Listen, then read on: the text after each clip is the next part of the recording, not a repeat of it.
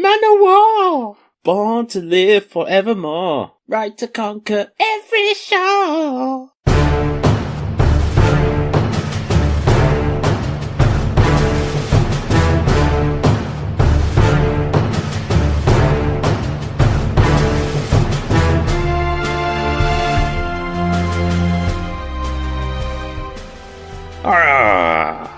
Good evening, listeners.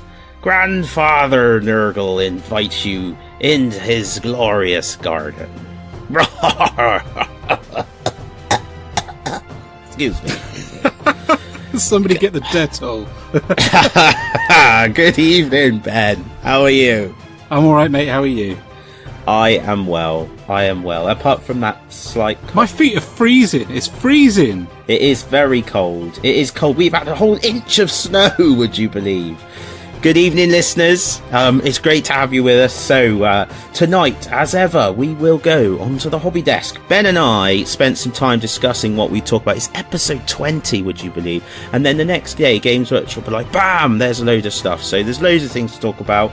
We've seen forgebane, Van Saar, Escher weapons, Deepkin, the Chaos Bloodbowl team. We're going to do a bit of a shout out to Darkstar and Cross Swords Gaming Club. There's been an amazing Xwing tournament going on down at Curtain Games. And there's some wild stuff as well with Outlands 2 and Gaslands as well. So, yeah, loads of stuff, Ben. It will be a good fun to chat to you. Looking forward, man. What do they need to do, Ben? Something to do with getting refreshment? Grab some refreshments, guys.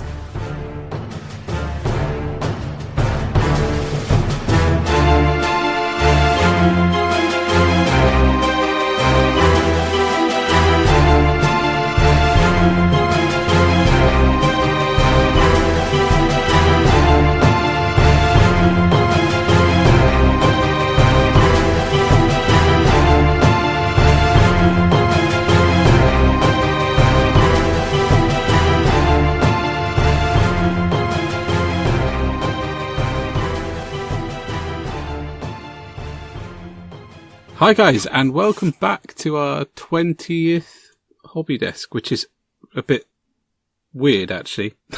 It's a long time. We've been doing this for a while now. Crazy. It's been a bit of a busy week for me, getting my Malign portents ready and entering it into Games Workshop Plymouth's Malign portents competition.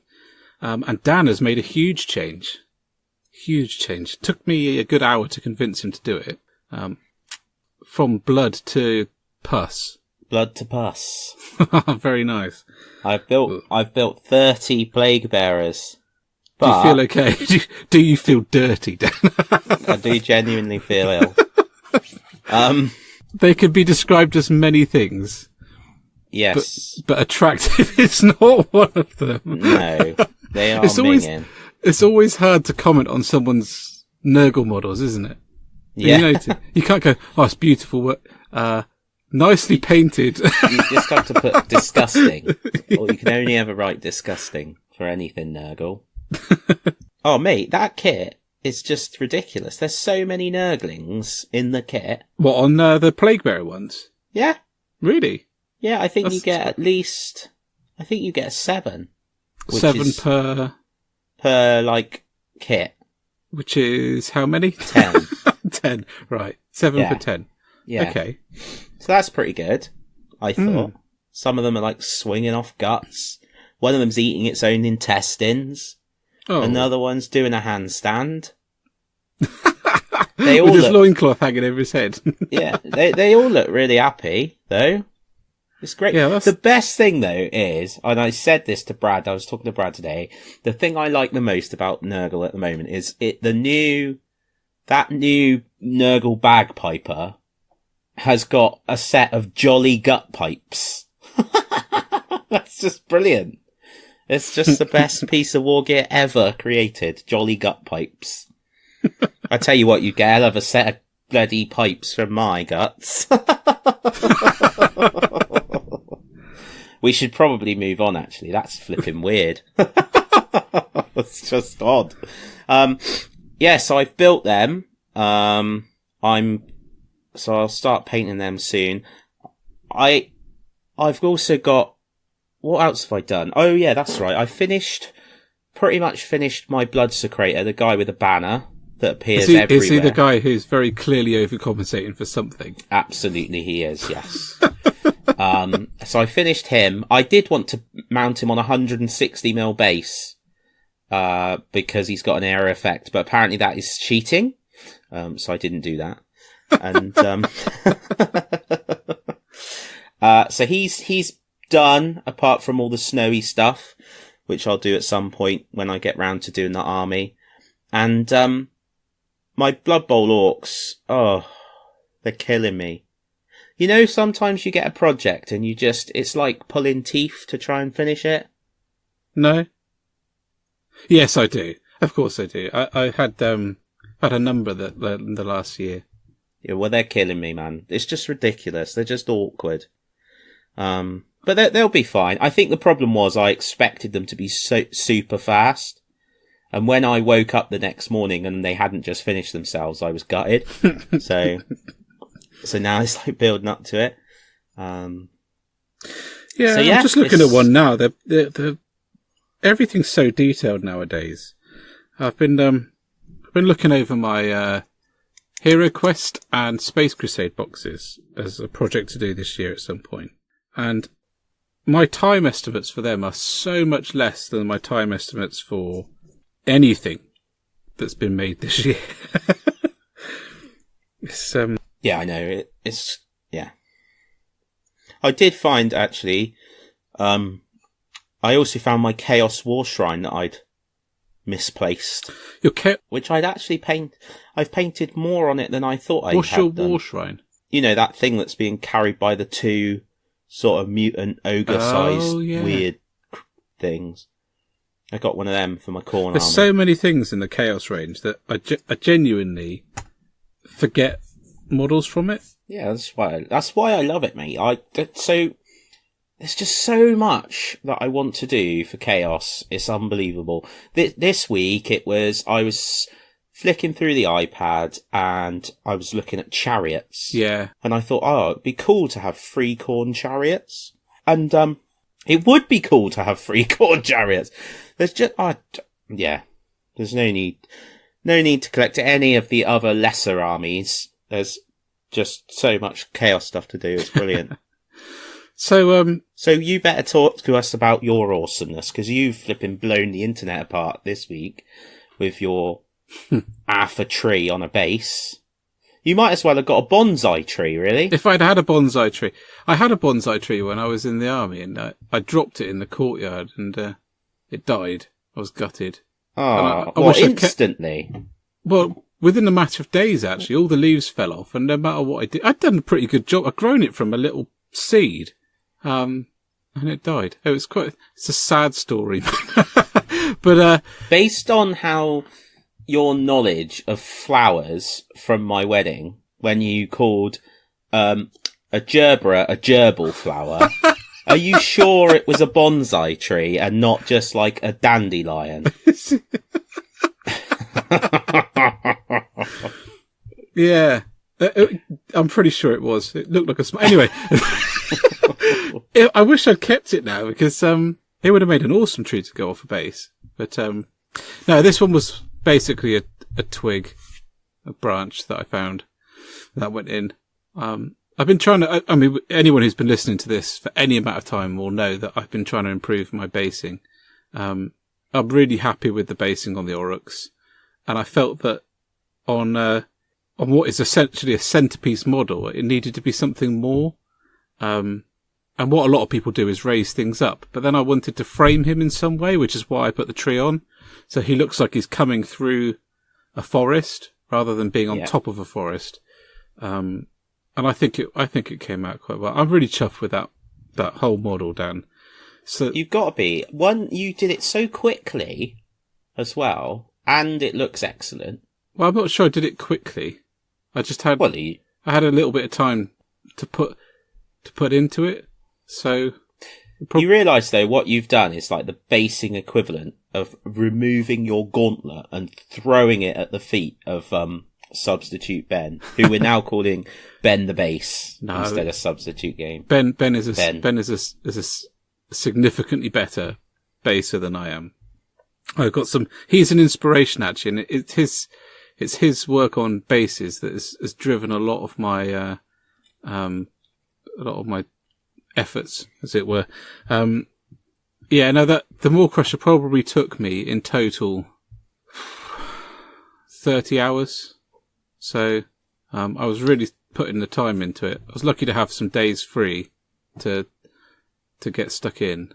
'Cause you did a lot of airbrushing on it, didn't you, on the actual beast himself? I did, other than sort of edge highlighting a few things and a few other bits and bobs on him. I had to do the spines by hand. That took a while. There's so many of them. But yeah, no, I did most of it with an airbrush because one of the things behind the Orc army is to use the airbrush to do a lot of stuff with it. So, all of the armour is mostly done, or the base coating is done with the airbrush, and I figured I'd have a shot with the MawKrusha, so I'm really happy with how he turned out actually. Well, he does. He looks great. And then I turned on the internet like today and saw James Wapple's Mercia miniatures dragon that he'd done with an airbrush. And I was like, oh my god, so good, so good. If you guys don't follow Mr. Wapple, you have to. He's a prolific painter, and he's very generous with his knowledge, isn't he, Dan? I mean, he's constantly doing live videos, and you can go on there and talk to him and ask him questions, and he'll answer and show you what he's doing. It's very, very good. Well worth the time. In fact, I've woken up one morning, and then ended up lying in bed for 3 hours watching one of his videos on weathering tanks.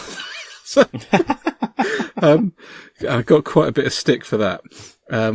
But no, the whole army I'm really chuffed with, and that kind of rounds off what I need to do to be able to enter the whole thing into the final malign portents.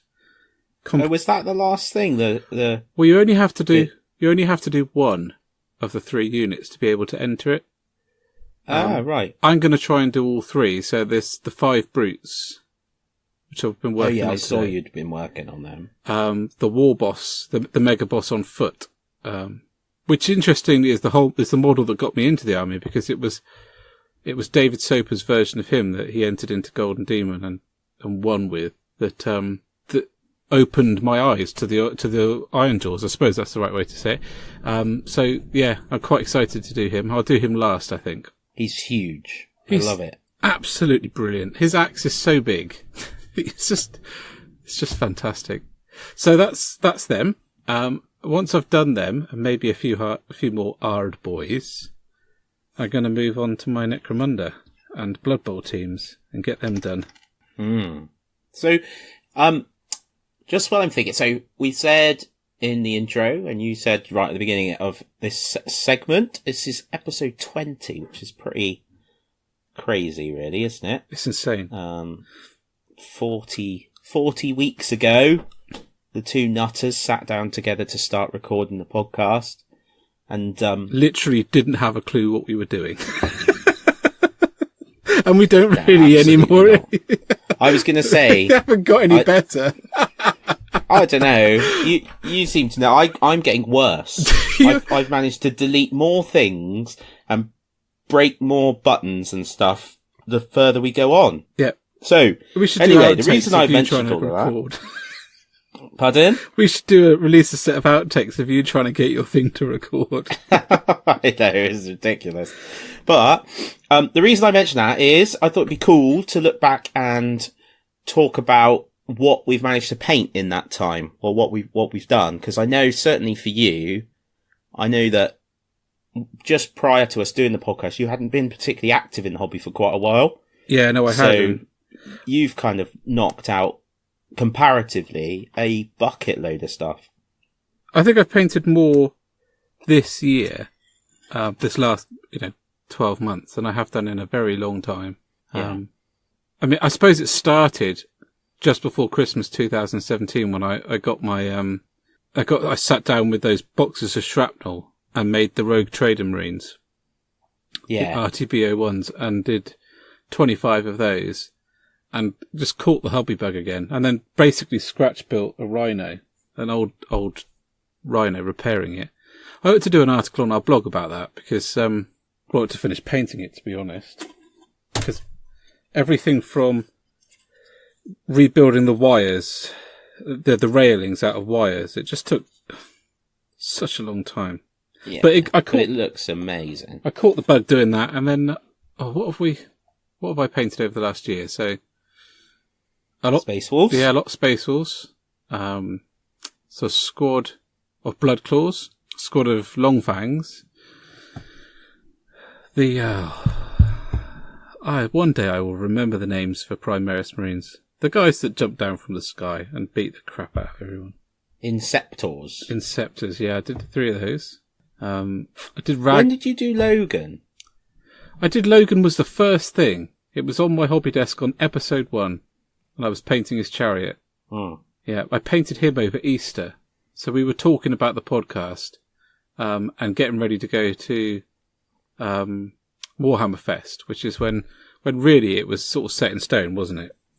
Yeah. When we were away doing that was when we kind of nailed our flag to the mast and said, yeah, we're going to have a shot at it.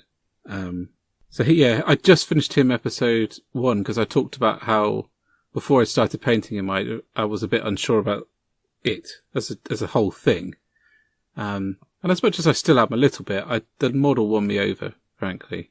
I'm still irritated and you have to finish Logan Grimnar. So I've just done his chair. Yeah. So that's maybe something to do. I think my highlight of 2017, or the first half of my Space Wolf half of this podcast so far, was Ragnar Blackmane. Question is though, Ben, why isn't his hair black? Indeed. Which leads me on to still my favourite episode to make was, or favourite episode retrospectively has got to be our chat with Tommy, or my chat with Tommy. I love that, because I suppose meeting the people that have inspired you is always going to have an impact. And his Ragnar Blackmane did so much to encourage me to just get back into my Space Wolves and really just go for it. And then I've done your Necromunda gang, and then my Aurochs. And your goblins. When you list them off like that, it doesn't... goblins. Oh yes, the 50 goblins. When you list it off like that, it doesn't sound like very much, does it? Well, I don't know. Oh no, I forget. I did all those Shadespire gangs. Oh yeah, you did. Yeah. Yeah, so quite a productive year, really. I must get the other 2 and do those, because I really like those as well. Yes. The dwarves and the Skaven. People have been doing a fantastic job with the dwarves. Oh, there's been some wonderful ones. I think it's really nice because with a smaller model count, you really can showcase it a bit. Yeah, you can, and I've noticed that just painting my Aurochs. I put so much more time into each individual Auroch in that box set than I did any of the ones I'm doing now. But then having said that, I learned a lot about painting Aurochs by doing the Shadespire box. So, well, cool. I've done a wide range and very diverse year of hobby, and used many different colours across a range of colour palettes, and not at all just ploughed through red and brass. I mean, honestly though, I've got to say I do admire your staying power, because I'd struggle with that. I really, really would. Do you not get bored and want to paint something else? No. I do get bored in a project of the project I'm on, but I don't like, I found when I was doing those Forge Fiends, I was like, oh my goodness. They were a bit of they were a sticking point for you, weren't you? But no, I'm quite happy painting. I think what's nice for me is I'm painting, I've got this image in my head, this collection that I want to see, and I'm working towards it, and it's really nice to have quite a clear focus for a change, of what I'm doing. So, yeah, because it's been mad. Trying to remember. Well, work backwards. I finished the rhinos. That's what I was doing when on the first episode. I was finishing the rhinos, wasn't I? So I did those. I've done the 2 skull cannons, because that's when Captain Subassembly made his appearance, was when we were talking about those. Yeah. So that was good. I finished some more bloodletters. I know I had a few when we started, but I painted another 16 since we started. I painted 3 Hell Brutes fairly recently. The Forge Fiends before that, they were like the really long, took ages one. Demon Prince. And all those champions as well. Oh yeah, those champion dudes that I did before we went away. I think that's it. And then your Blood Secretor. Either. And the Blood Secretor, yeah. You started a fair few things as well. So you did your Nurgle, you started the few of the Shadespire things. Yeah. Yeah. Yeah, I did start them. Oh, and I also built the hobby room.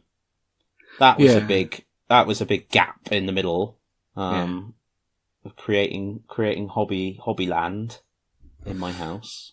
So I think it's quite nice to look back, I think. And I said to Joe a couple of months ago, I'd love to get everything out I painted this year and put it on a table and have a look at it.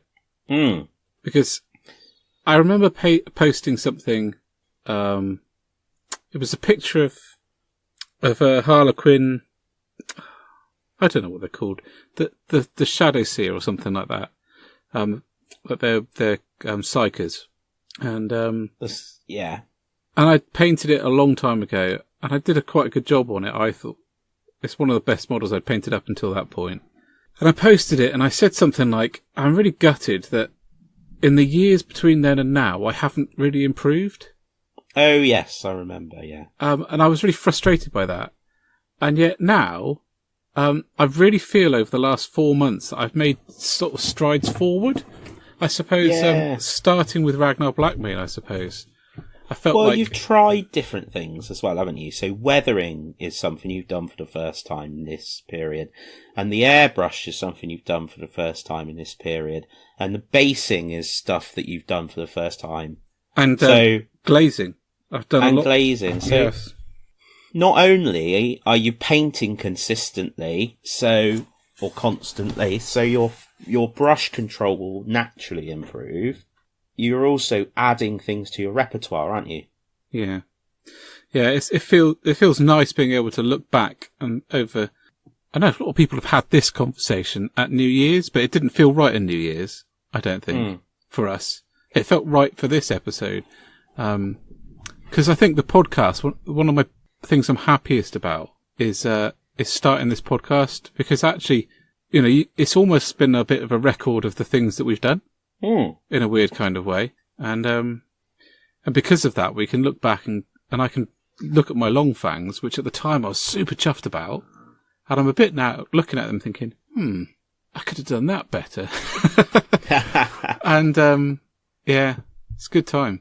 It's a good way of, I think everyone should, sit down every now and again and have a little bit of a reflect and criticize themselves a little bit and say, I could have done that better, but also mainly look back and think, look how far I've come in this time, because looking at your first model you've ever made and the most recent is a good way of kind of looking at your overall journey. But sometimes you can see a big difference in the first and last model you've painted in a unit.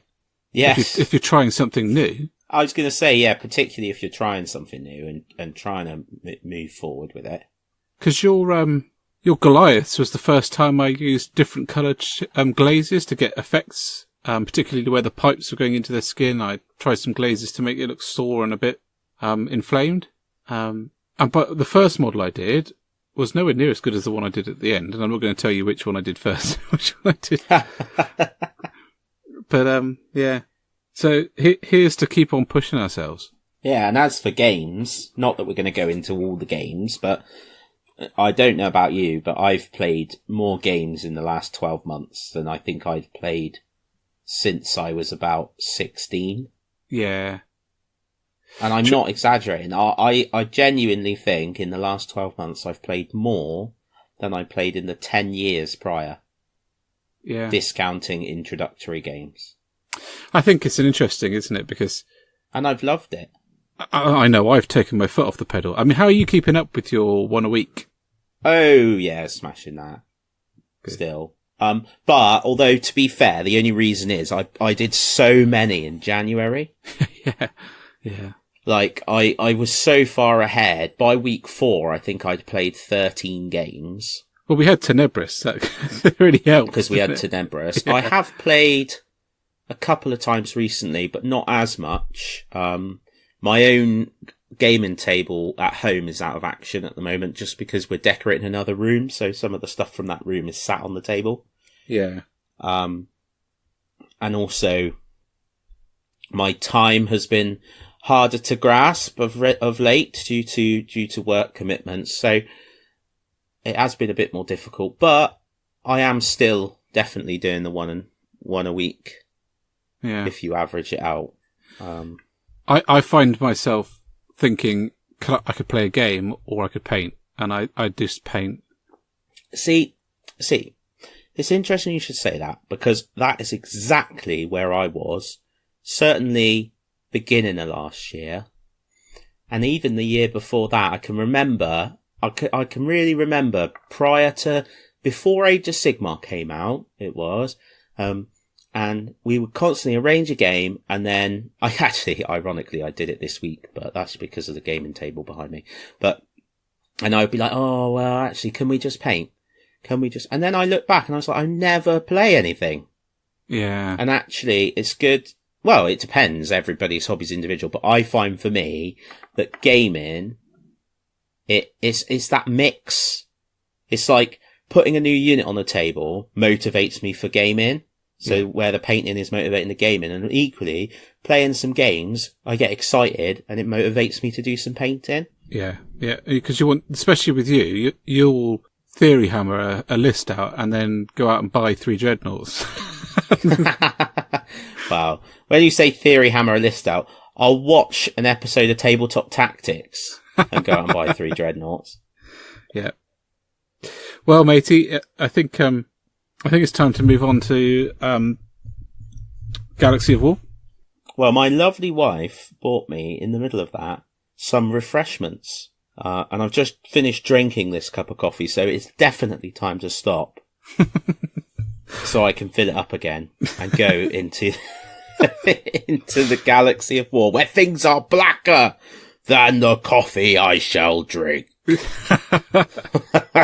Guys, we'll see you in the grim darkness of the well, actually, in just a minute.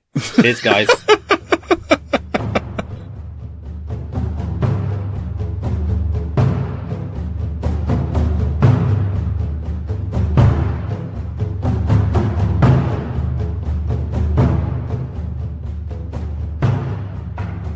Welcome back, listeners. I suppose this would be a good time to mention the pod, which I've forgotten because I was too busy laughing about Grandfather Nurgle's garden. So that'd be quite a squelch and a splash when the pod hits the garden. Better not land on any of my pretty flowers. So, guys, Galaxy of War, what a flipping tide of awesome has come out. It's hard to know where to start, or is coming out.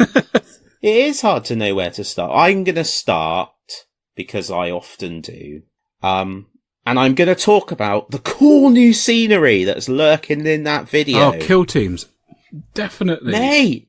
Oh, I'm so excited. It looks so good. I had to double take, because I thought it was new, but then I thought sometimes Games Workshop gets their hobby team involved, and they can make something out of other kits. But then when you pointed it out, I was like, oh, it must be new then. It's really good, isn't it? Have you noticed how the floors are bigger? So they've actually got floor sections. No. Yeah. So the floor sections appear to be bigger. So you can actually have like decent floors on levels. Yeah, I'm really excited about it. Not that I need any more terrain, because I haven't really sat down and built my cityfied terrain at all. So it's interesting you should mention that, because I have been rearranging, organising, clearing out, and sort of condensing down all the stuff in my hobby room. Yeah. Because I really, really like that scenery, and I really feel like I want to do some scenery. Yeah. And I think that's going to be the scenery. But if I'm going to build scenery, I need space to keep the scenery when it's done. Yep. That age-old problem. So, yeah. That age-old problem. I just put the video on, so we've either, the listeners have just heard sort of the slight intro to the video, or because you're very, very skilled, you've edited it out. The sound of it start playing. Oh, those floors are big, aren't they? Yeah, they're much bigger. Oh, that's good. Much, much bigger. Like that. So that's something to be excited about. And I'm also excited about kill teams, because I'm excited about the fact that you can dabble in an army without going all in, if you see what I mean. A bit like Shadespire, I can buy a pack of dwarves with no current intention of playing Fire Slayers, but having a go at painting some, and then being happy with my four Fire Slayers and playing them in a game. It's the same with kill teams. I mean, you were talking last week about having Tau. You had a Tau kill team. It was mostly drones, and I remember you doing them, and for me, that's really exciting because it gives me a chance to make a kill team out of the bits I have sort of amassed from other armies without feeling like I need to collect an army of it or having a smaller goal. Do you see what I mean? Yeah, absolutely. So what have you got a thought on what you'd like to do as a first kill team? Oh, I don't know. That's not spaceful. Yeah, it would be cool. You know, I mean, like, because you've just said it'll be good because you can try something different. Well, I've got a bit of Sisters of Battle. The Metal Sisters of Battle. Yeah. I've got a Legion of the Damned squad kicking around. Oh, that's a good idea. I've got some odds and sods of 40k orcs ranging from 2nd edition all the way up to Black Reach, so I could do a bit of that. I have got some... I've got some Tower kicking around. I've got a fair bit of chaos, if I'm being honest, that I've... Of course. Just comes from other box sets, like...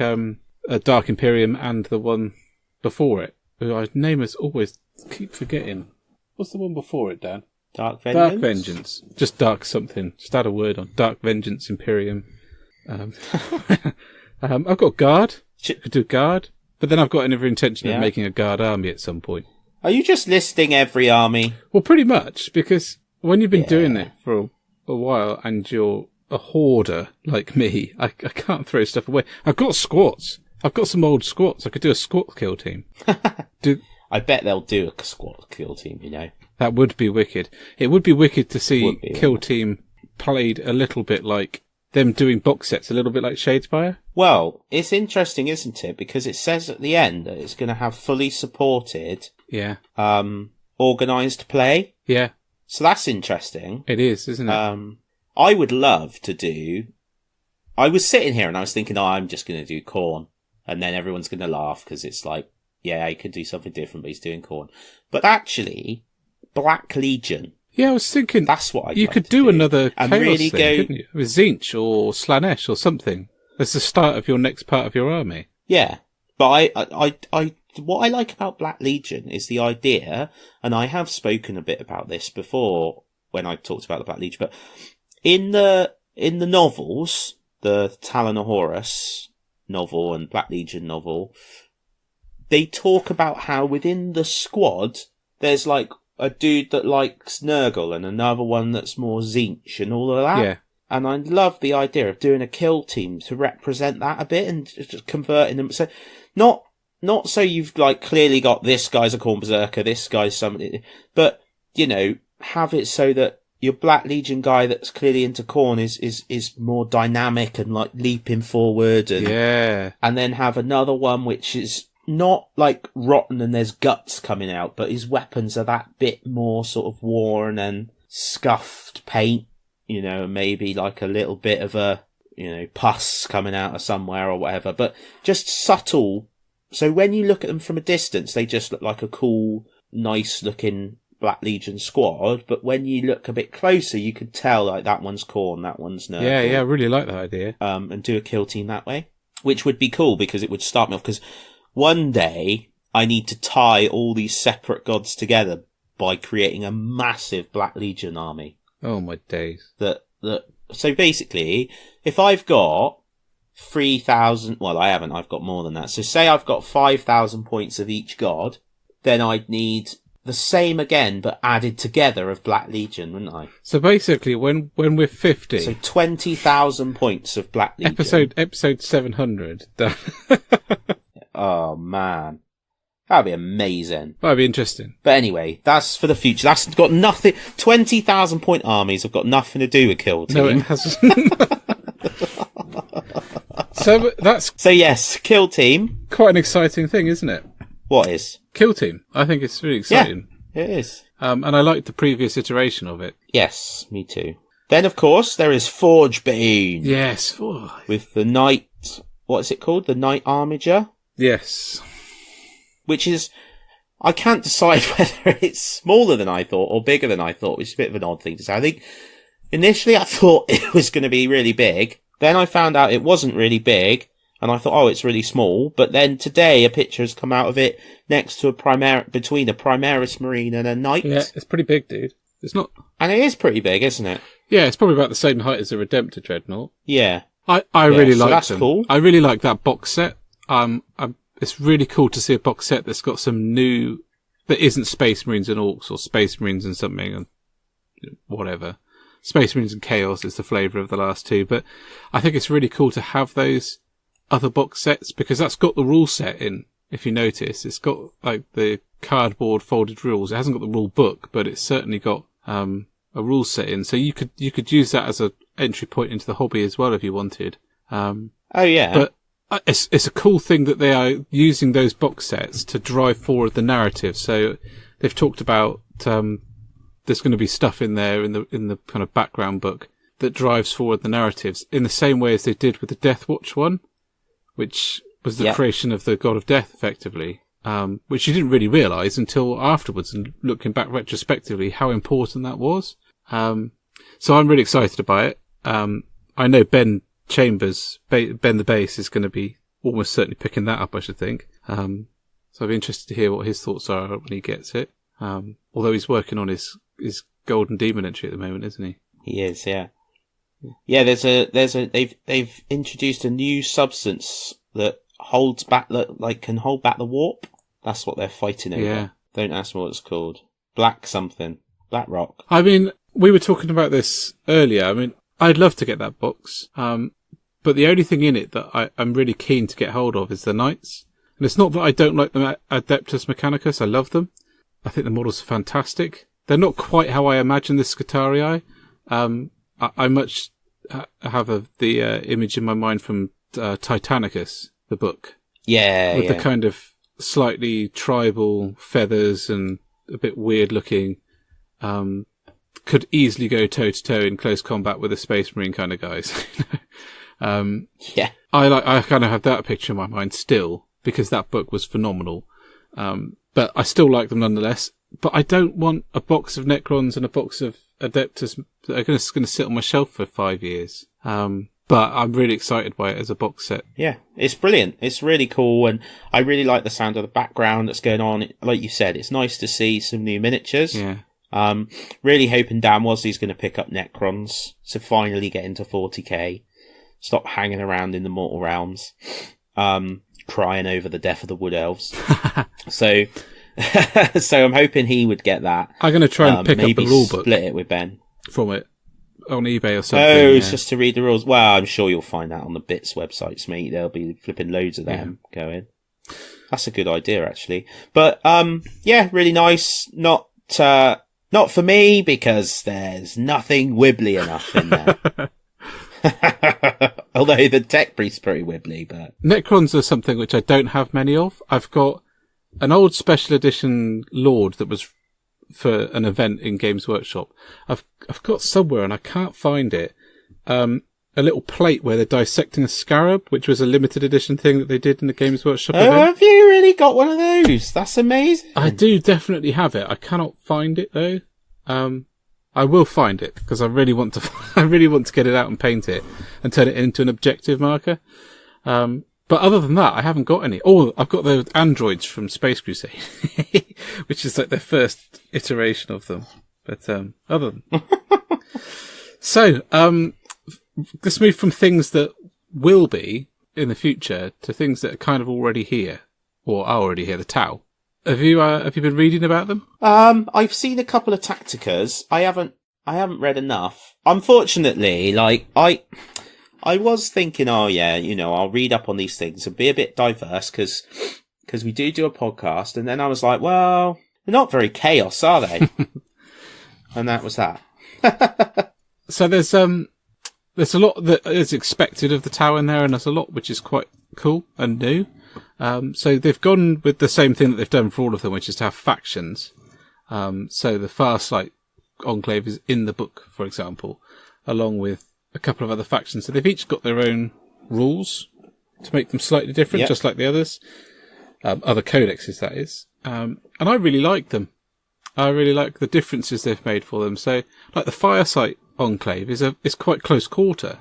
Not in a sense that it's hand-to-hand combat-y, but it is, I can't remember the rule off the top of my head, but it allows them to basically utilise their weapons in a closer range, or something like that. Which I really liked as a way of sort of changing the dynamic of a tower army. Although it's interesting because it made me think of something that quite often comes up when I'm talking to people about tournaments and stuff, is if someone's going to play a Farsight Enclave rule set, should they paint their army as a Farsight Enclave? Which is quite interesting. And a difficult one as a hobbyist for me to reconcile, because there's a huge part of me, I think, that people should just be able to paint whatever the hell they want in whatever colours they want. But equally, it is really irritating when somebody puts down their army on the table and they've made no effort to model what their rule set is, if that makes any sense. So yeah, it does. Creating a stealth army where they don't look at all stealthy, for example, and they're just using that rule set because it gives them the best bonuses. I think it's an interesting one, and Games Workshop have tried to answer it by saying, no, actually, if you want to play Farsight Enclave, you will need to paint your army as a Farsight Enclave army. I mean, for me personally, I don't like that. I don't like the idea that you have to paint it like that. The reason I don't like that is because the 40k universe is massive and it's really diverse. Yeah. And I think there's a lot to be said for coming up with your own background or your own ideas, but then looking within the rules as they stand to represent those. I think what's important is that your opponent needs to understand what he's playing against. So it's about that conversation. If you turn up with some Imperial fists and then you use the Ultramarine chapter tactics or what have you, whatever they're called now, confusion is likely to take hold unless you make it really clear at the outset and you have some backstory for why you've done it that way. Because I remember I was always big into this idea of like if you did it, say you made your own chapter and you wanted a chapter master, why not use Marneus Calgar's rules as long as your model represents what he's like? Yeah, so he's got 2 power fists and all. I think that's cool. Yeah, really cool. And that, yeah, it is back to the conversation because again,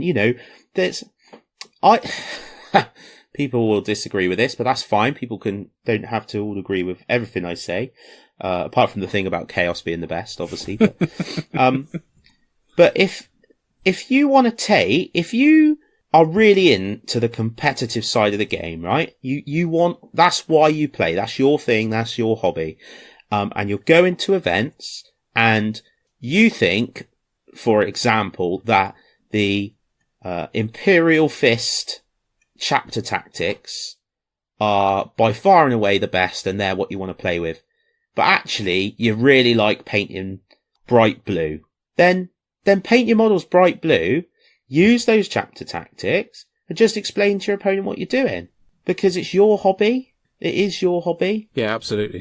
Now, personally, like, I wouldn't want to necessarily play against that because I like Imperial Fists and it would be, I think it's important to have rules that go along with your narrative and your models look like they go along with your narrative. But equally, I wouldn't be turning up to super competitive tournament event because that's not why I'm into the hobby. Yeah, that's true. And it would be embarrassing for everybody. Well, it would. It would be horrendously embarrassing. Yes. Excuse me. So yeah, fairly long thoughts on that, but I just think it's important because a few things have come out like that recently, and they have. I just think the key thing is you've got to have a chat with your opponent, understand what you both want from the game, and make sure, it is not appropriate to paint your models in a different way to deliberately confuse your enemy. Or your opponent. Unless you're an Alpha Legion player, in which case it's completely fair. Yeah. I mean, I do agree, and I think it all comes down to that hobby contract, doesn't it? When you're setting up to play a game and outlining right from the start what the ground rules are and how you're going to play this, that, and the other.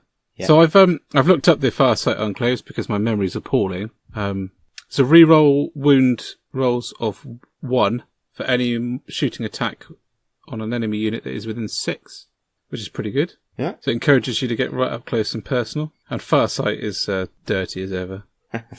I do like the Tau. They are. Yeah, every time they release something to do with the Tau, I have to really marshal my willpower not to go out and buy a Riptide and a ton of Crisis suits because I think they're wicked. Yeah, they're brilliant. I must admit, of all of the other armies, the lesser forces of the 41st millennium, they are right up there on my list of ones I'd like to do. Yeah, for me, it's because they're so different that I find them so attractive as an army. So, I think I'd like to quickly mention before we sign off on Mortal Realms, there has been a few Necromunda things come out recently that I just want to get excited about. Yeah, I was going to say, when you said just now about talking about the Tau, I was like, well, hang on a minute, you haven't spoken about... I was amazed by the self-control. The Vansar are so nice, mate. It's ridiculous. They're awesome, aren't they? What did I say to you? I've said it every time we talk about Necromunda. I hated the Vansar before. I would never have thought of buying a unit of them. I'd buy a dozen boxes of the new ones and make an army out of them. I think they're flipping wicked. I absolutely love them. I really do. They're so dynamic, so high-tech. They're amazing, aren't they? They're almost like pushing the boundaries of what actually is 40k. Yeah, yeah. What sort of is normal in technology-wise for 40k? Are there going to be groups of people that have got technology that we might see on something like Star Trek or Star Wars or something, rather than, the Escher or the Goliath, which is very clearly and obviously 40k? I really like it. It's one of the things I love about Necromunda is how fresh and exciting everything that they're doing is. They've taken something, they're clearly Vansar. You look at them and somebody came back into Necromunda, they look at them and go, oh, they must be the Vansar. And they're so different. Everything they're doing is so different. The Vesher and the Goliath and it all looks so different. I love it. Absolutely love it. Dude with a shield, man. Yeah, I know. The shield's great, isn't it? Vansar were the ones I quite like the idea of doing, and they really do look great. I've got a little bit of a hankering for Necromunda at the moment, I must admit. But I'm quite excited about playing it as the board gate, the sort of 2D. Yeah. It's funny you should say that, because there's a lot of people I've been talking to recently about it who feel exactly the same. That actually they like being able to have the option to play their gangs on that board game, and yet it was something that people hammered when they first saw. Oh, why is it a board? Why is it on tiles? Why has it not got 3D scenery on? You can play it on 3D scenery, but actually that is quite an effort. It's a lot more scenery than a lot of other games, and it's nice to be able to just get it out and play it on the board as an option. So it's exciting. I have a bit of a hankering for it at the moment as well, but it's unfortunately Hendy Badger of Tales of Tabletop Skirmisher has been a bit unwell, so he hasn't been able to travel. And I was hoping to play a game against him and really get excited about it. I think he's selling off that big load of scenery he's got as well. Is he really? I'm sure I saw that. That would surprise me. If he is, I'm buying a lot of it. Well, I'd be careful about saying stuff like that, mate, because I am convinced that I've seen that up on, because I remember thinking myself, I quite fancied getting it. Because he's made a damn good job of that. Yeah, looked really good, and there was loads of it. So. Oh, I'm all excited about that. When I stop the podcast, I'm going on Facebook. So, and not only have we got that, but we've got the weapon sets for Escher. And yeah, I've been sort of following the groups on this because people are, as ever, there's for some reason at the moment, it seems to be the in thing to just whinge about everything. So rather than going, oh, cool, there's 3. What do you mean at the moment? Oh, I know, yeah. Rather than going, oh, hilarious. Look, that's really cool, there's 3 Escher weapon sets. It's like, people are, why is there 3 Escher weapon sets and not some for the others? It's not as if they're not going to do the others. And it's not as if they're not going to keep adding to the others. But Andy Hoare has said that the guy who was sculpting them got so excited, he made so many of them, and then given the option between not making all of them and making all of them, he chose to make all of them. So now there's a ton of options for Escher, and I don't see the problem with that. I think that's wicked. And I'm really excited that Games Workshop have the production capacity that a designer can come back with a table full of sculpts, and their lead designer can go, let's make them all, rather than, you have to pick 10 of your favourites. So, to be honest, dude, there's an awful lot of people that when they wake up in the morning, you know, like when you get up and you sort of naturally go to whichever side of the bed you need to get out, you want to get out, they need to stop and get the flipping heck out of the other side because it's just ridiculous. Just ridiculous.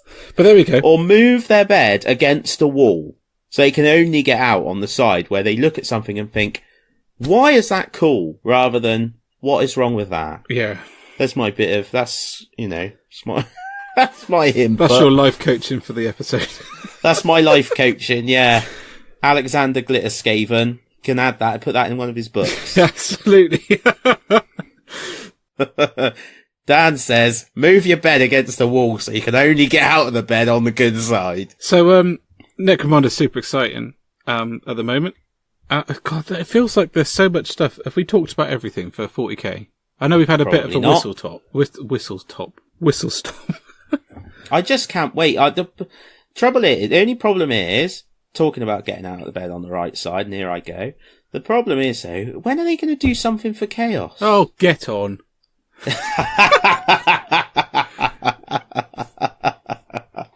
Oh, on that note, my friend, shall we go to the Mortal Realms? Yeah, I think so. Dudes, grab some refreshment. Do you think you're labouring that a bit now? Yeah, I am really. I'll stop. And then people will starve and then they'll complain. Maybe the next one we should just do no breaks. We'll just do solid. And then people will realise what they're missing. Yeah, but you know why we do breaks? Because we bugger up things so much that we can't edit the whole thing. If we lose the whole file... Oh, that's right, yes. If you don't save the whole file... Let's not do that. We've broken it down to mitigate for your audacity and competence. Me? Oh my goodness. Well, on that insult, guys, we shall go to the Mortal Realms, because... in there, Ben is the incompetent one. Bird.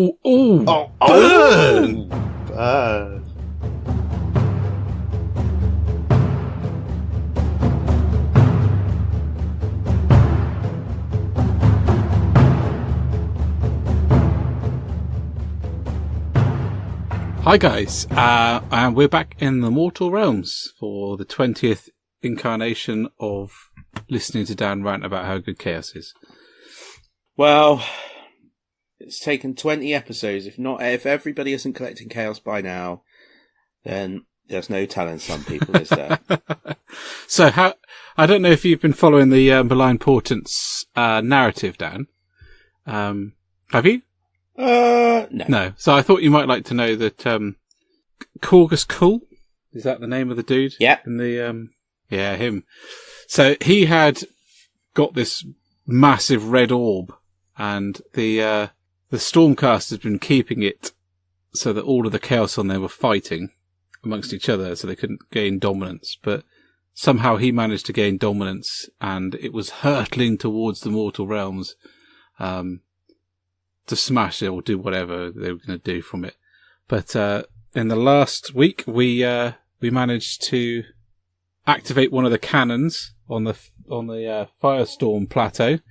Which was a chroma something cannon, but effectively a time cannon, and shot it at the red orb, and now it's thrown it back to where they were all fighting amongst each other. So we foiled your filthy Khorne in their dastardly plans. So now we can focus on the real problem, which is go down and crotch punch Nagash until his hat falls off. Wow. What need is there for me to follow the story when I can get a rundown like that? I know, right? Do you know what is amazing? I'm going to bring up, I bring this up before, I'll bring it up again, I'm sure. 20 episodes on. What a difference.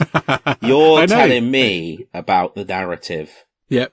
It's awesome. Yep. I'm really hoping that when this is all done, they're going to piece it together and write a book about it. Mm. So, cause that orb, I didn't really quite get what it was, but a moon-like thing, a body of some description that was hurtling towards everything. That would have been pretty sucky if the good or the people with common sense hadn't chosen the right path to stop it. But there we go. It's wicked. Yeah. And now this week, I've entered all of my painting into supporting the action of going down and fighting Nagash on his doorstep. So, I hope you're ready, big dude, because, the war is on its way, because we can't have death ruling. I'm sorry. That cannot happen. We're coming to give you a crumpin'. So yeah, that's more, malign portents, which I've been using my painting things to guide rather than playing any games, because I just haven't been able to organise one, which is a real shame, because I'm quite keen to use the little rule set. Dude, this is amazing. Not that I'm not listening to what you're saying, obviously, because I diligently listen to every word. However, just reading through the A Stitch in Time, the Dread Solstice Week 4, it is amazing, isn't it? This week in Dread Solstice, you are faced with a dilemma that troubles us all at some point in life. How do I deal with a gigantic hell orb full of cornate warriors that want to slaughter me, my friends, and everyone I love? I love this stuff. And it's a chronomantic cannon. It's just absurd. It's so absurd. I love it. Oh, yeah. I love the Mortal Realms, man. And talking of games, anyway, we're meeting up soon, aren't we? The 4th or 5th of April, don't know. One of those. 4th or 5th of April, yeah. 4th, 5th of April. We're meeting up with some friends from Games Workshop, and we'll be playing some Age of Sigmar there, so you'll get some games. Yep. So that's good. Yeah, we definitely will. Yeah. I might see if I can get my Warscry Citadel all done to bring it in, because I don't think they've got one painted in the store. That would be cool, wouldn't it? That'd be good. That's something I forgot for the hobby desk, yeah. I managed to get my hands on one of those. Which I've loved that thing I was ever there. Since I saw it.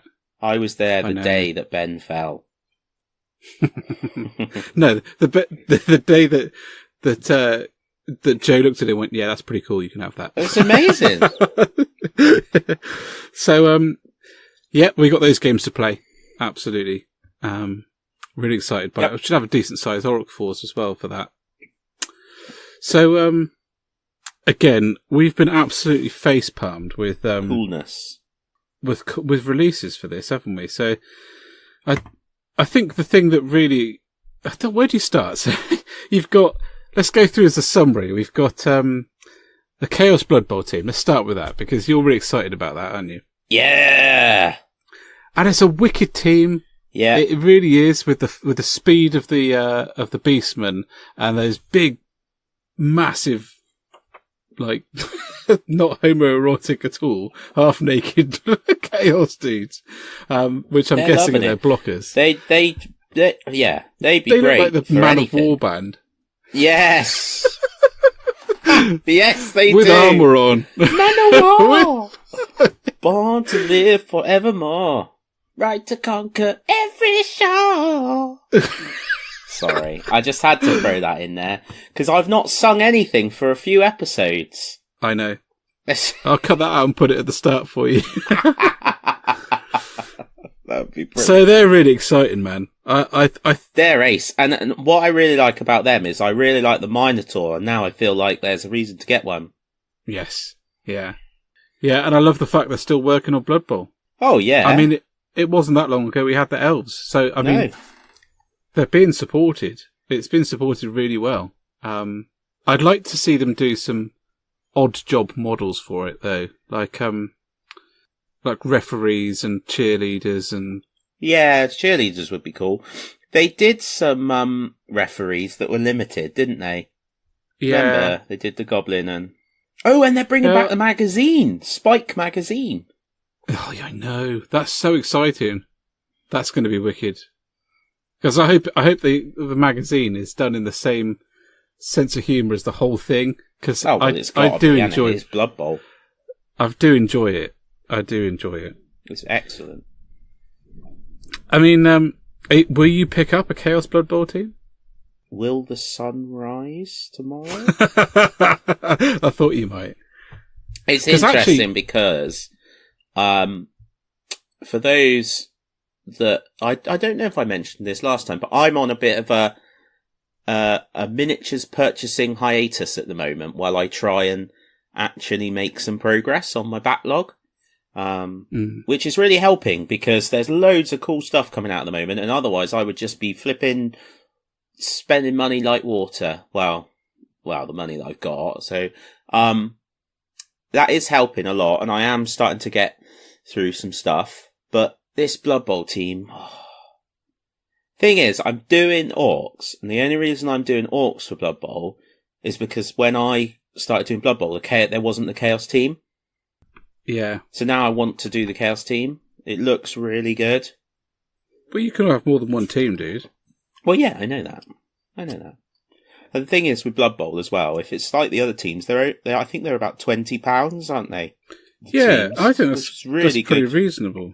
Yeah, it is. Yeah. So yeah, that is likely to happen. It is fair to say. So yeah. where next? So Shadespire. Shadespire's next. Okay. So they have they've previewed the 2 new Shadespire warbands. So you've got the second Stormcast one, which is the ranged one with 3 dudes in that one, and the Chaos, more heavily armoured Chaos dudes. The more heavily armoured Chaos dudes and the ranged ones. Yeah. That is why people listen to this podcast for in-depth, detailed review. So, it's the Fast Riders, which are the Stormcast Eternals based on the Vanguard Chamber. So, they're the ones with, like the little mini crossbows. So you were right, they are the ranged ones. And Magor's Fiends are the Khorne Bloodbound, the armoured ones. Both of these. What I said. Yeah, it's exactly what you said. Both of these were the ranged ones and the heavily armoured Khorne ones. I mean, yeah, excellent. No different from I just fleshing out. I just like the sound of my own voice, so I thought I'd throw that out there. So both of them were featured in some of the artwork from the original book. So not a surprise to see them, but nice to see them nonetheless. And what's really exciting now is that's all of the ones from the artwork in the first box set. That I was about to say. So now, from now on out, it's anyone's guess, isn't it? Yeah. I think both of these new gangs are extremely interesting. So you've got a ranged unit for the first time, I think. I can't think of another unit that is ranged apart from the Chaos dude who can throw his weapon. I can't think of anyone else, unless the Skaven have got one, but I haven't really looked into the Skaven yet. But it's the first ranged unit, isn't it? So theoretically, you can sit on your back edge and just go for it. So probably going to see a lot more people planning on taking cover and using those blocked hexes a bit more.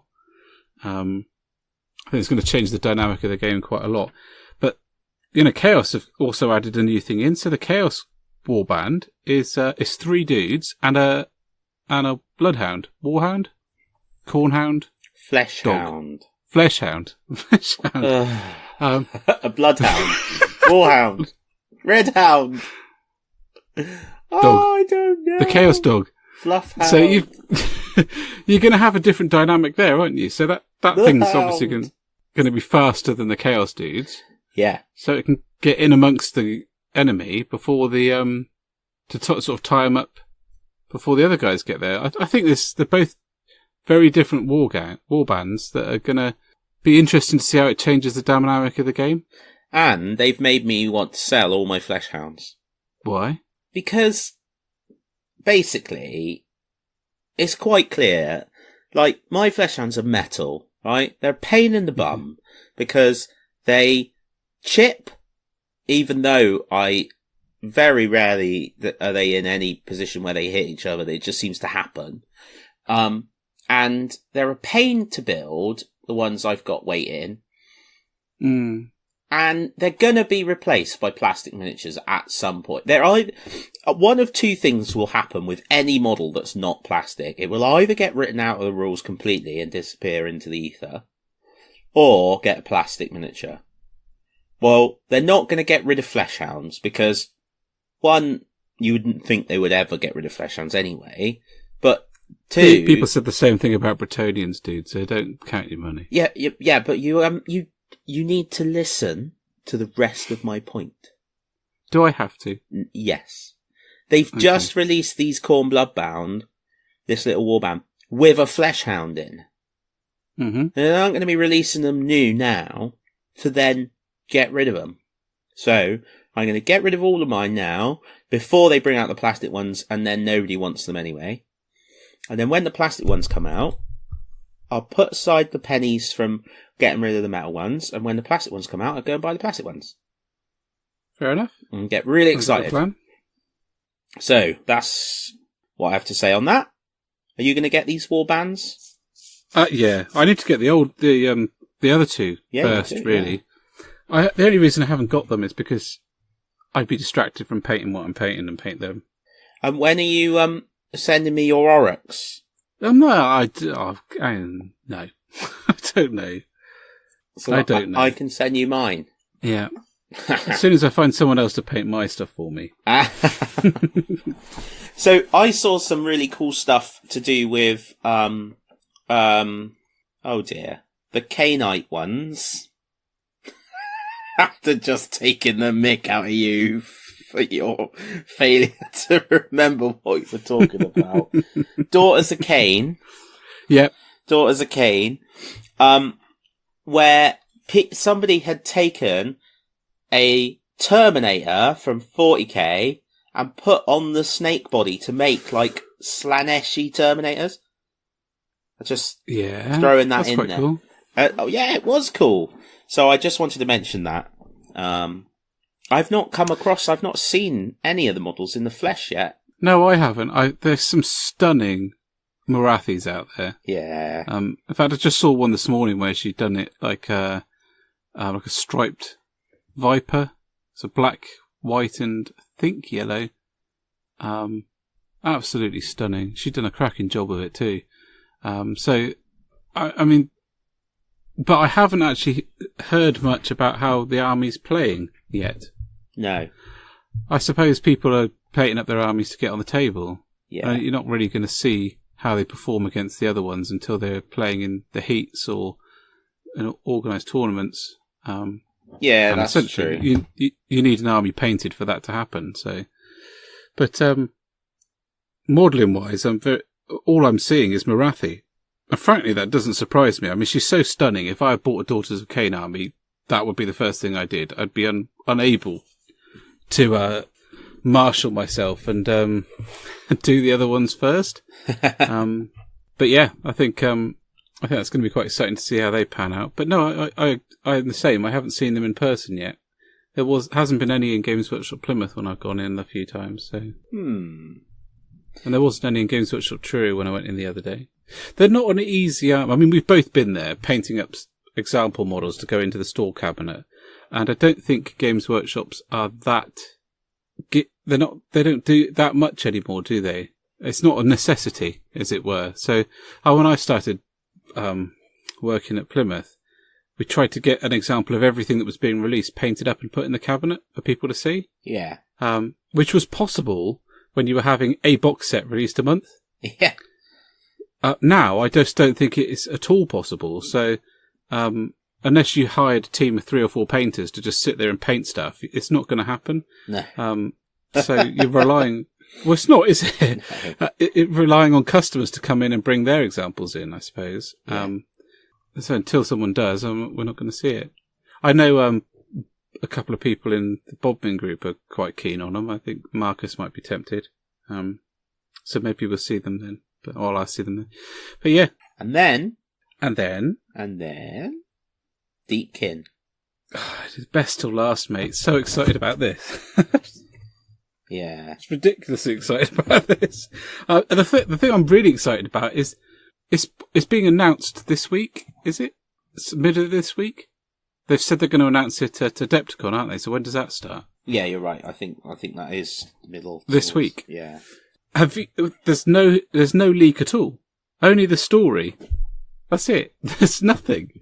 Yeah. I mean, there's rumours of a Cthulhu-like elves, but then there's been people like, is it Fahrenheit or whatever it's called?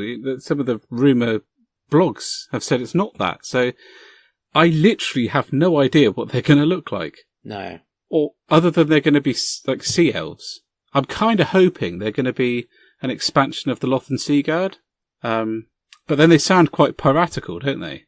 So maybe they're going to be an extension of one of the Dark Elf units. I don't know, though. You say they sound piratical. I don't know that I've read anything about that. I think the only thing that gives you that impression is the ridiculous music on that little video of the ship at the bottom of the... Yes, the ship. The ship's a thing, isn't it? If that's part of it, then that's the only thing that we've got that, even remotely gives us an idea of what they might be like. Well, there's that story, isn't there? That was I can't remember where it was released. Yeah. But it's Order. Yeah, they are Order. So raiders from the deep. In Gyron, bands of Idoneth Deepkin emerge from the mist to ambush and capture a war pilgrimage of the Craith that is... I mean, we don't even know who the Craith are. That is aiding Alariel in the War of Life. So the idea that they're ambushing and capturing what sounds like Order troops on their way to do something makes me feel that they're quite piratical. Yes. Realising that there are easier targets, the mysterious sea beings attempt to strike a truce. But as ever, the Craith, who, again, we have no idea who they are unrelenting, and the Craith pursue their attackers, plunging headlong into the mists with their teeth bared. So, I mean, there's so much in that. Yep. Well, there is, isn't there? I mean, who are the Craith? Why do they have teeth? Why do they have teeth? No, you know what I mean. I mean, are we talking like, are they kind of monstrous kind of guys? Or, plunging headlong into the mist with their teeth bared sounds like something an orc would do. I just think the whole thing's really exciting. So, I think the Idoneth are going to be... Apparently, according to the Lexicanum, the Craith is a sect of the Daughters of Cain. Ah. That even amongst its own is known for its pure bloodthirst. There we go. Well, there we go. So we know who they are then. Yeah. It just goes to show I should read the army books before I make sweeping, exciting statements. Well, that's all right. We shall take our listeners on a voyage of discovery. So, Idoneth Deepkin, yeah. Can't wait for that. Literally can't wait. It's going to make my week, I think. Wow, it could mean I drop everything Auric and go out and buy a whole bunch of elves. Oh my goodness. Well, then you better crack on. And when are they? They'll probably announce that at the end of the week. So are you off on Wednesday this week? Yeah. Right, well, you better be cracking on and getting some stuff finished then. Just in time. To be fair, you could probably do the full Malign Portents thing for Idoneth Deepkin before I even managed to get half of one done for... no, come on. You've got them all put together now. It's all airbrush and dry brush work now. Yeah. Not enough red paint. Well, paint them red then. No, it's fine. No, I'd like your green ones. Yeah, that'd be good. I'm looking forward to it, to be honest. I really want to build the tree as well. Oh, we've got 1,000 point tournament coming up soon for Age of Sigmar as well to talk about. Yeah, we do. So you're just... It's a shame I won't be able to put my MawKrusha in that. Can you not get it in? It's just a bit silly in a 1,000 point army. It's like 400 points, dude. It looks amazing. Just take that and then loads of goblins. Yeah, as much as I would like to, because I would really very much like to get a nomination for Painted Army, right? But I don't think I'll be able to fit it in, not sensibly, unless I just took it just so I could have a nomination, or just so somebody could spot the army. Because... There we are. I don't think that. I'm super nervous about that tournament, actually, because I haven't played a great deal of Age of Sigmar, so... But that's what this is all about, isn't it? That's what getting the army done was all about. It's about getting out there and playing it and learning on a tournament. Well, the last time I played in the Age of Sigmar 1,000-point event at Big, the people were fantastic. Like, just mentioning that around the whole thing, because obviously, understandably, if you haven't played a lot, you can be quite nervous about playing. And it's more about, well, it might not be for you, but it's less about being nervous about, oh, can I win or not? It's about not ending up doing something wrong that ruins the other person's game or what have you. Yeah, that's a big thing for me. Or taking so much time that it just ruins the whole experience. Yeah. Yeah, I mean, on the that's what bothers me at least more. with, and presuming you don't go for my stupid idea of taking loads of goblins, your model count's going to be fairly low, so hopefully the time factor won't be as big a one. I should have a fairly sizable squad of goblins in there. Like the games I have played, I've used them as a tar pit in the middle to sort of bind up an enemy unit and then move my more powerful units into attack where I want them to. Problem is with that is a goblin unit is quite a big unit, so it can block the rest of my armies from getting into combat, which is a bit of a pain. Maybe I need to go on tabletop tactics and you won't find much there, mate, because they just do 40k. Oh, that's a shame. But we're going to be playing some games soon anyway, aren't we? So you get some games in. Yeah. And plus, the great thing about it is that you get to play 3 games that day. So also, depending on what time you turn up here, we can play a game the night before. Yes, that's a good idea. So, mate, let's move on into the community. To the community, and have a chat about what's been going on. A plan. It's almost like we have a schedule.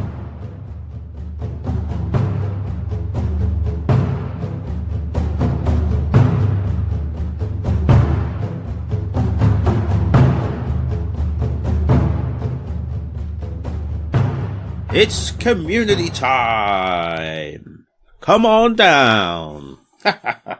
So, Ben, community. This is 2 weeks on from the launch of our groundbreaking, incredible, up-to-date, awesome technological website that tells people everything they could ever need to know about what's going on events-wise.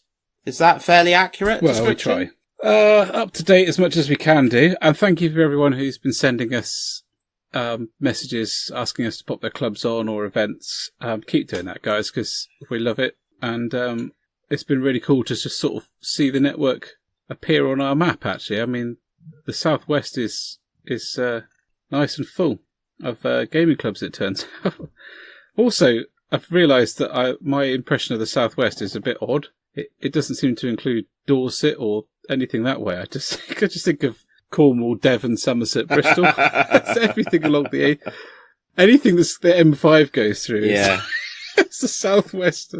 Everything else is anyway. So I've learnt a bit about geography too. Well, that's good, isn't it? So one of the biggest events that's happened in the Southwest over the last couple of weeks was the regional Xwing tournament, which is a really big deal, actually. I don't know if any of you guys listen of play Xwing. I'm sure you do.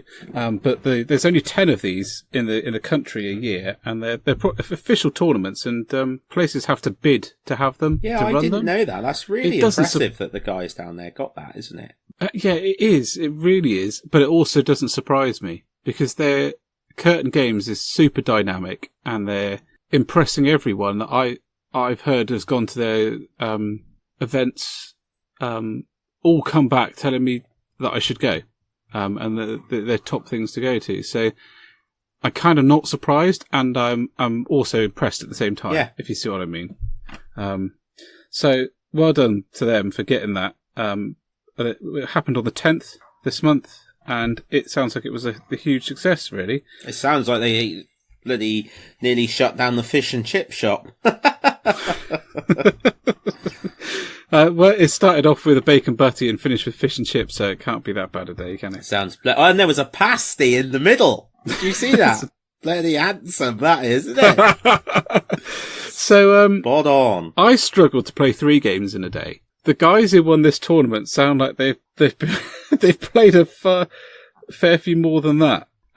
Yeah, they were playing till 1 o'clock in the morning. Yeah, I mean that's insane. I mean, Rob, who was telling me all about it, who is one of the Curtain team, he described it as an endurance event for the players, and I think that is money, bang on the money, really. Because if you're playing till 1 o'clock in the morning and you started, over 12 hours previous, you've gone through multiple rounds just to get into the final cut, and then more games from that point onwards. That is insane.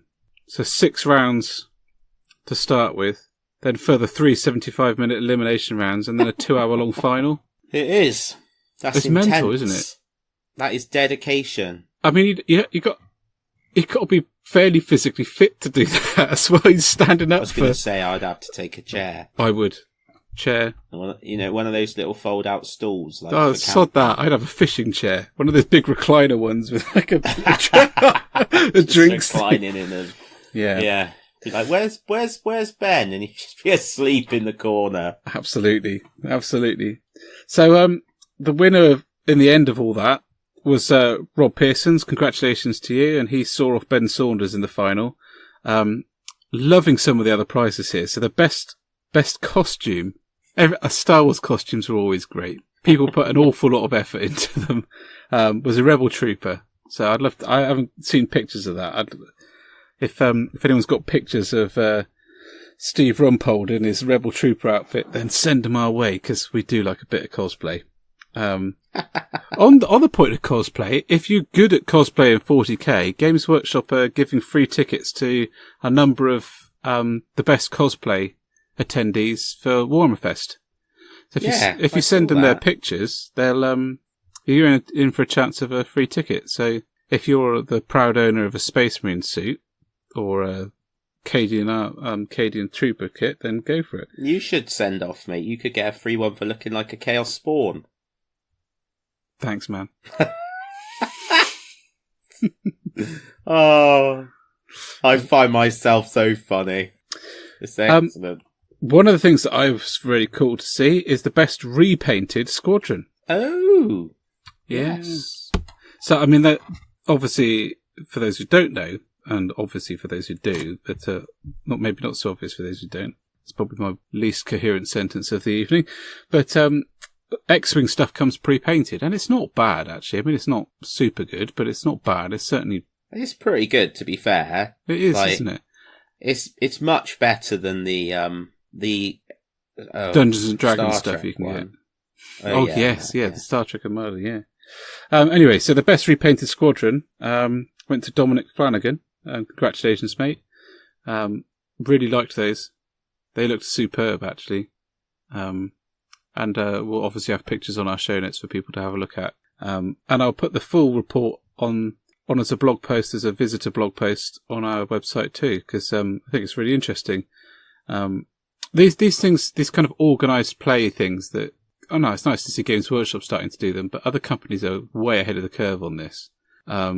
You get special tokens and cards and goodness knows what for turning up and doing well. So I'm glad to see that, that Games Workshop are following that. But, Xwing. Yeah, it's nice to see a recognition of the fact that there are multiple reasons why people play, and they're all valid. Yep. I love it. I really do. I really do think it's a great thing.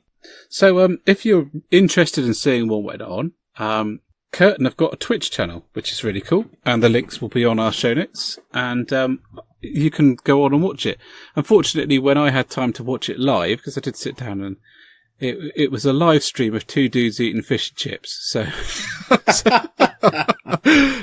which is a bit of a shame. It was pretty touch and go for a while. No, but it's wicked that they do that, and it's excellent. They've got that equipment to do that. So their tournaments are like I said, get a lot of good feedback. So it may be just worth popping on there for anything. And there's an upcoming Age of Sigmar one and 40k ones very recently as well. So they've just had that this weekend. 40k one. So if you're interested in watching Twitch and you're on Twitch, then have a shoot onto there. So there we go. That's the Xwing Southwest Regional. Just every week we talk about Curtain Games as a local awesome venue, and we just haven't been. We need to sort that out, dude. I'm gonna make a serious effort to do it because I think I'm really keen to go down there. Well, it's right between us both, so we need to do it. So, what else have we got going on? Good question, Ben. What else have we got going on? So, we wanted to give a bit of a mention to a couple of gaming clubs. There's a new one. Did you say Game On started up in Plymouth? Game On opened its doors yesterday, which would be Saturday. It's a new one in Plymouth. Again, links will be on our show notes. And is that affiliated with a store, or is that an independent thing? I don't think it is affiliated with a store. Okay, well that doesn't really matter. What matters is where is it and when is it? So, Power Bounce, 14 Gibbon Lane in Plymouth. And it looks like it's a weekend thing, so Saturdays. And are you going to be adding that to our club listing? I will do, yeah, I will do. Excellent. So Power Bounce looks like it's a sports venue. There's pictures of the gaming tables set up amongst weightlifting kits. So if anyone's a lifter, they can get in a few weights before the club starts and head over to the squat rack for a few cheeky sets in between games. So that's started. Obviously, because it's important to stay fit while you're playing this hobby, because you're sat on your ass a lot of the time painting. Well, I find I am. So you do? To be honest, I do squats while I'm painting. Well, good for you. Yeah, it gives all more reason to start a 2P's video with your head bobbing up and down. Yeah. So it was started yesterday. It ran from 6 till 11 o'clock. And if Gibbon Lane, 14 Gibbon Lane, the Power Bounce there is going to be their regular venue, which I suspect very much it is, then that's where it is. So good luck to you guys. We'll keep an eye out. It adds to, of course, we can't really mention them without sort of doing a brief overview of the other stuff that's in Plymouth. So, and nearby. So you've got Darkstar Games, which runs out of Darkstar Comic and Games, which is a little favourite little shop of mine off towards the Barbican. I used to buy all my Dungeons and Dragons stuff in there and role-playing stuff in there. Nice little place. So that's them. And Cross Swords out at Ivy Bridge. They're a long-standing, awesome little club. And then, of course, you've got Antics and Games Workshop Plymouth, if you fancy either of those. Yeah. So there's a fair few places in... there's quite a bit. So, I mean, Cross Swords is particularly close to my heart because Mr. Cross, who me and him set that one up together, and Mike, a really good friend of mine, runs it with him now, and it's in a pub, downstairs in a pub. They do good food, and it's in a pub, if I hadn't mentioned that already. And that's flipping awesome. So yeah, that's ace, and quite busy as well, 40 to 50 people every night on a Thursday. Out there, which is pretty cool. And then you've also got Plymouth Association of Wargamers as well. Yeah, you have. Meets on a Sunday. I've forgotten. God, how can I forget about them? They're like they've been going for so long that they practically dominate the Southwest. So they've been going quite a long time. So that's in the Scout Hut. Just off, and it's just off. I say it's in the Scout Hut as if there's one Scout Hut in Plymouth. It's just off the A38 at the Manadon roundabout. I mean, all of this stuff's on the website, guys. So anybody in Plymouth, basically, that wants a game can get a game most days. Lots going on down there. So yeah, Brilliant. So let's have a look at what's going to happen over the next couple of weeks. It's not particularly busy, to be honest, dude. You were saying that. Yeah, there's a 40k tournament running at Barb's Model and Games, which is in Red Ruth on the 22nd. And then there's a Star Wars Destiny event run by Curtain Games on the 31st of March. I really must get into Destiny because a lot of people say it's the best card game out there. Yeah? Yeah, they do. Almost everyone I talk to about card games says it's the best card game out there. I'd like to give it a go, to be honest. Mind you, the problem is I find card games a little bit like cardboard drug addiction. I just end up buying packets of the damn things. Had to curb my Magic the Gathering card buying.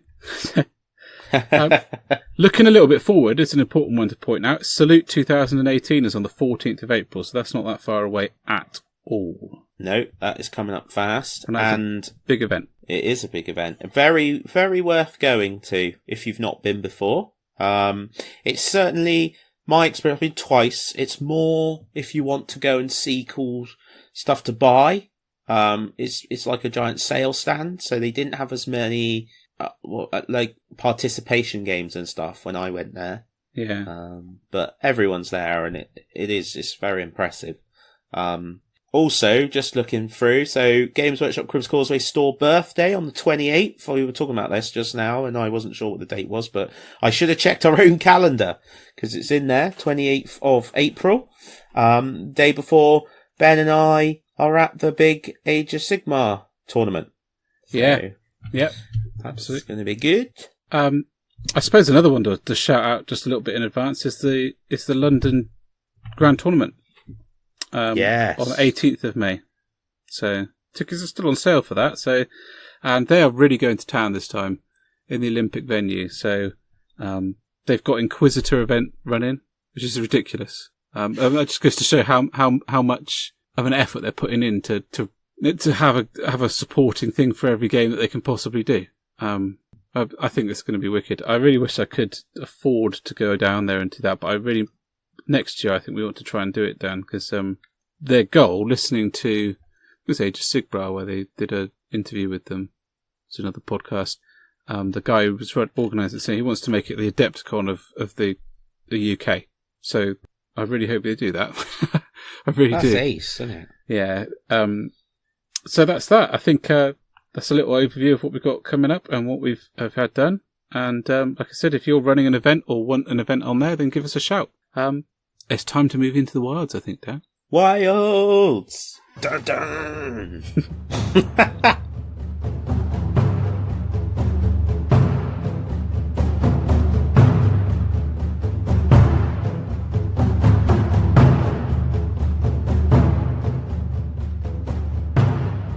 Hi guys, welcome back, and we're in the wilds. I hope everyone is suitably refreshed. Do you know, we've not mentioned the refreshments the last two segments, or the drop pod. No. Oh my goodness. Well, as we're coming into land in our drop pod, blah, blah, blah, and the thing's open, the door's open, and we're stuck in the middle of a Nurgle cesspit, and I start purging everything with a flamer, and Dan starts licking the floor. There we go. We've done that. We are in the wilds, and I got a chance to play Outlands, the second edition. So it's been rewritten. So not a great deal of the main mechanics have been changed, but some little tweaks in it that have made it.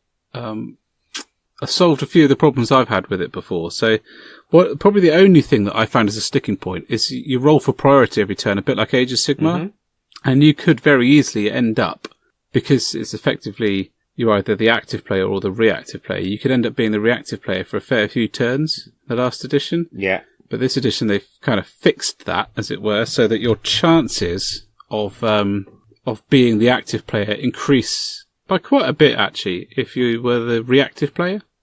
So that's pretty cool. They've changed a few other things in there, like the points cost for abilities and are cheaper, so you can have a more skilled gang faster.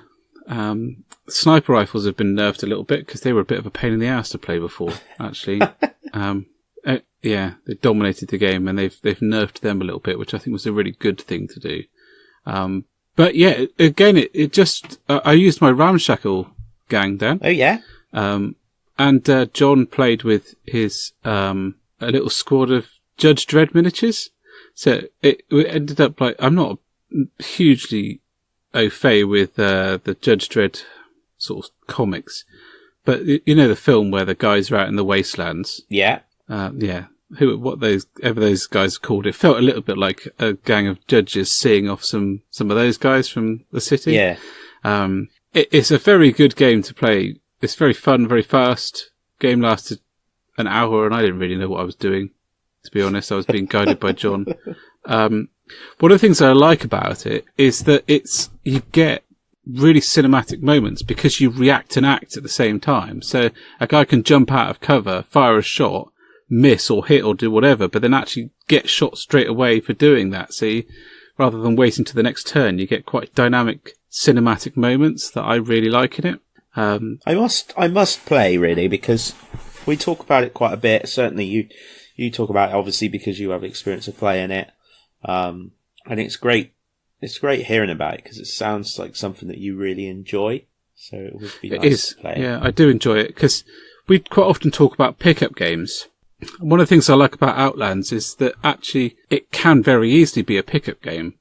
So if you didn't have anything set up at the club, you could grab 5 models, a kind of warband that you'd set up previously and just written out, head on down and you can play on any scenery. Yeah. Literally any scenery and play it.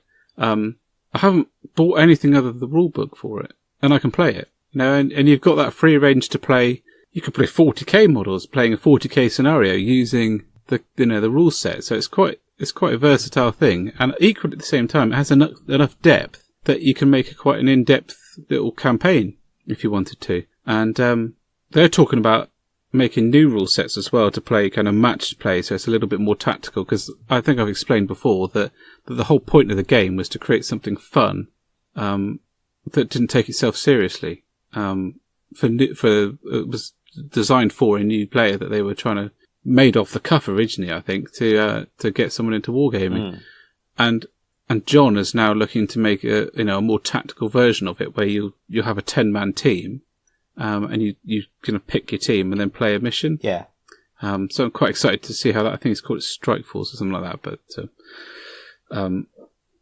that's going to be really excited. So I think I'm really keen to see where they go and what they come up with because, they've certainly got the passion and the drive to do it. To really get a good set of rules. And honestly, guys, it's like under a tenner for the book. I don't know what the cost is, but it's under a tenner, and it's just worth picking up and having a read and having a go with it. I think it's ace. Yeah, well, you can't go far wrong if you can use any models you've already got, can you? Because you can't. I mean, that's often the barrier is needing to pay up more models. Yeah, exactly. That's often what stops me from getting into a system. Is having to paint more models. The other thing I wanted to have a quick chat about tonight, Dan, I don't know if you've heard about it. Have you heard of Gaslands? Yeah, I have. So Gaslands is by Osprey, who I used to know Osprey, or still know Osprey, for making little kind of books on military regiments, uniforms. Yes, yeah. Campaigns, battles. And they used to be on those revolving stands. Yeah, exactly, yeah. So I've got a few because I do reenactment, I've got a few from that. So, particularly if I want to get a brief overview of something, I quite often find them very useful. But obviously, wargamers use them quite a lot because if they want to paint a regiment or something, they can get the book that's appropriate and then model the regiment appropriately. They do a bunch of rule sets, and the newest one they've done is Gaslands. Again, very easy buy-in, because it's designed to be used with Matchbox and Hot Wheels cars. This was a challenge, actually. I had to find time to go to Morrison's and buy a box of Hot Wheels when my son wasn't around to see them. Because he loves Hot Wheels. So I bought a pack and gave him one, so that kind of kept him happy. But there are some really wicked add-on pack stuff that companies are making to go with Hot Wheels. And what, to upgrade them to work for this game? Yeah. So with mini guns and turn them into technicals and things like that. So one of them actually is Ramshackle Miniatures. They do a £20 add-on pack, which has got riders and whatnots in there. Oh, cool. And they also do to scale bikers for it as well. So, because bikers are in the book, which is really, really wicked. I think that's awesome. That's £20 and you get things like, plows to go on the front and, extra plating to go on your vehicles and stuff. And yeah. Another one so far that I've come across is Atlas Miniatures. They've got a bunch of kits for it. They also do some pretty cool sort of alternative Bloodbowl stuff in there as well. But so they're quite cool. But Mad Kit weapons, and you get things like miniguns and rocket launchers, flamethrowers, and all sorts of stuff to go on your Hot Wheels. So I'm looking forward to doing those modelling wise. Quite a lot actually. And the rule set looks quite good. I had a quick flick through it. Quite excited to play my first game. Next time I meet up with John, we're going to give the rules a spin. Oh, right. And see how they play. Yeah. Because that's a nice, easy buy-in as well. So, Hot Wheels aren't expensive. They're like £1.50 a car. And they're in practically every supermarket in the country. Well, I'll be interested to hear how you get on with it. Be good. Yeah, and we're not far off the Fallout release, a couple of months now. Yeah, it's funny. That just seems to have taken forever, doesn't it? It does, yeah. They appear to have released the rules as a PDF, though, this week.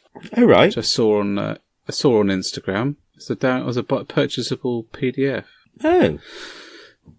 I don't know the details of that, so I'll before I say anything concrete, I'd hold off on getting excited about that. Don't go getting over the top and then find out it's not actually the case and you'll be sad. Yeah, because I'm quite excited about that, I've got to be honest, as anyone knows. But actually it's one of those things where now it's been so long that excitement has a bit died off a bit. Yeah. It's a bit of a shame, really. But I'm sure when they release it, 'cause it's difficult to keep on the kind of excitement, isn't it? I mean, we saw that when they announced 8th edition 40k. It's like, just release the damn box now, please. On other Into the Wilds news, Dan, I undercoated my Saga army. So, how many points? 4. 4. Not big. That's all right. I've got a 4-point Saga force, so we'll be able to actually play. And they've got their new edition out. Yeah. Which I'm hearing good things about too, which I haven't had a chance to have a spin. I only used to play the last one. I've only played that a couple of times, but yeah. So there we go. That's our little venture into the wilds. I've written a blog post on our website about my thoughts about Outlands, if anyone wants to see it. So I'm really sorry that if anyone is listening through our older episodes and thinking, okay, where are the show notes?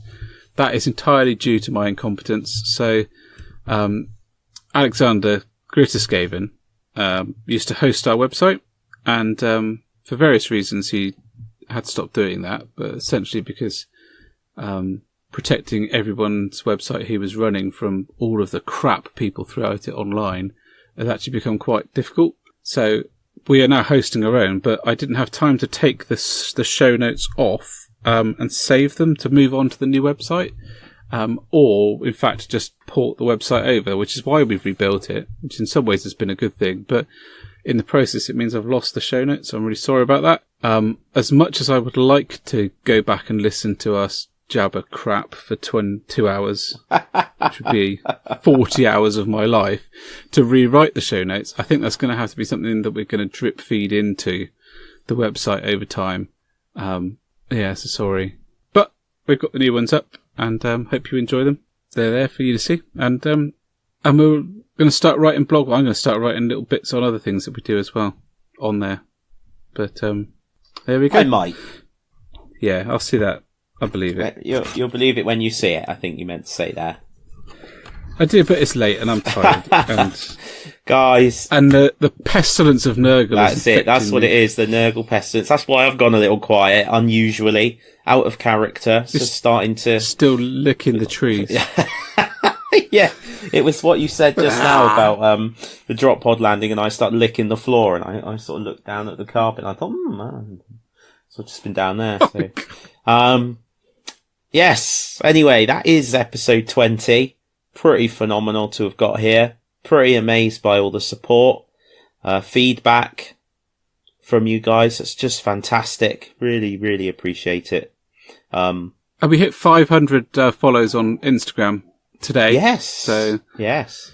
Which super stoked us, because, I mean, neither of us are particularly prolific or fantastic painters, so often it's the super painters that catch people's eyes on that. So, you know, it's nice to have 500 followers who actually think we're worth following. Yeah, it's great. Yeah, that's great. And you know, that means now, as a minimum, we have had 20 conversations in the last 12 months. You and I. I know. That's pretty cool. I'm seeking help for it. I mean, it's quite difficult to find a decent counsellor on the NHS nowadays, so I've had to go otherwise, but... You know, you're so funny. But for me, I've loved it. So I'm not going to make those jokes, because I am so happy that I get to chat to you so often. Are you feeling bad yet? I am a little bit. That's it. Mission accomplished. Guys, thank you very much for listening. Don't forget, check us out. Instagram, Facebook, Twitter, YouTube, normal ye olde www.web stuff. Yeah, we're everywhere. Catch you next time, guys. See you later, guys. Bye.